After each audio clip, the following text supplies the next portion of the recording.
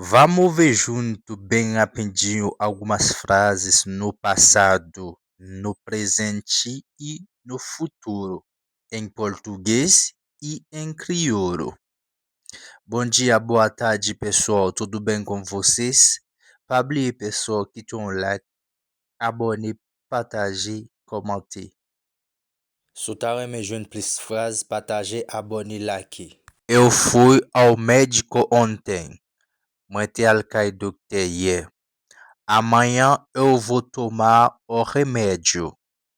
Demain, mwen pral pran medikaman. Hoje, estou com dor de cabeça. Jodi an mwen gen tet fè mal. Ontem eu tive febre. Hier, mwen te gen la fièvre. À tarde, tenho consulta no posto de saúde. Na apremidi, mwen gen rendez-vous na centre santé ya. À noite, eu fico cansado. Na soirée, mwen fatigué. Mwen senti fatigué. Pela manhã, tomo o remédio. Na matin, mwen pran medikaman. Mwen pran remédio. Depois, eu vou ao hospital. Après, mwen pran l'hôpital. Antes, eu não me sentia bem. Avant, mwen pat sentim bien. Às vezes fico gripado.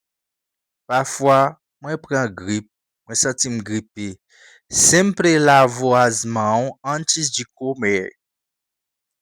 Mwen toujou lave même avant manger. Hoje, não me sinto bem. Jodi a mwen pa sentim bien. Hoje não sinto mais dor. Jodi an, mwen pa senti anpil douleur. Tchau, até mais.